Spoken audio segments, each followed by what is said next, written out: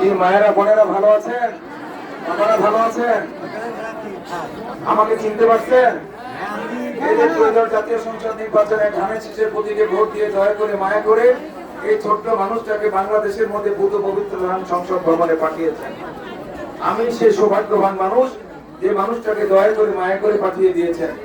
আপনাদেরকে আমি আন্তরিকভাবে ধন্যবাদ জানাতে চাই।